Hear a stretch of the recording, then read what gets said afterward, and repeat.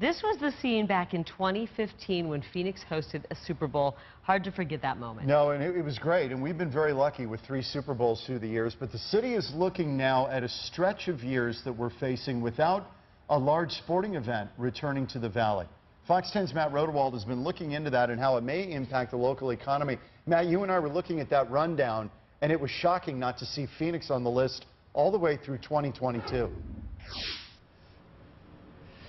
Yeah, for the Super Bowl, no Super Bowls here for the next 5 years. Today, the college football playoff announcing 4 news sites all the way through 2024. Phoenix is not on that list.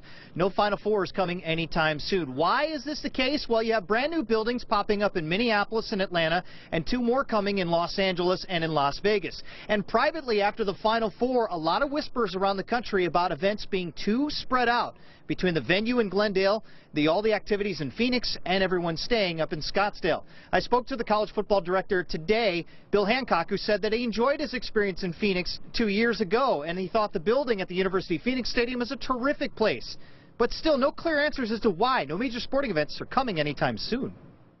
LaDaniel Sims is in Arizona for the first time for a conference. I think it's very beautiful. I just kind of like the est where you can walk around, and I like how lively it is. But here in the Valley, the beautiful weather is not enough when it comes to luring major sporting events. I don't know if they just don't like Phoenix or as opposed to all the other states. Since I've moved here, they've always been here, so whether it's the Super Bowl or just national championship games, they've always been here. We all would love to have, great events here. But again, I think the question is how much resources are we going to spend as a community? And even more so, what's the political will to spend those kind of dollars?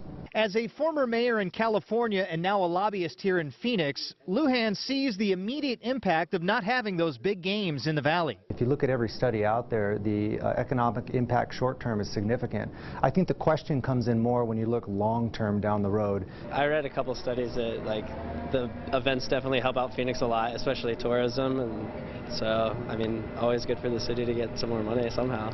And money is at the heart of it. Indianapolis is set to host the 2022 National Championship game, and it could have an impact of $150 million on that city alone. We need the money. The state needs the money, and the city of Phoenix needs the money. I wish they would come back. It's always a good time. There's always a bunch of events around downtown and in Glendale or in Scottsdale, so it's definitely a lot of fun when they're here.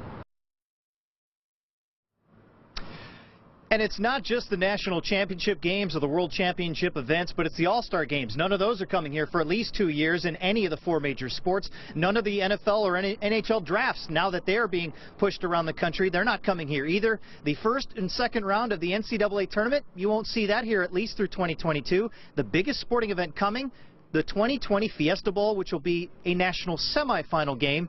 Even though the Fiesta Bowl is here every year, it won't be played with national implications until then. We tried to reach out to Mayor Stanton. He was unavailable for contact today, but his political status also has a lot to do with the bidding process for these big games coming soon. Reporting from downtown, Matt Rodewald, Fox 10 News.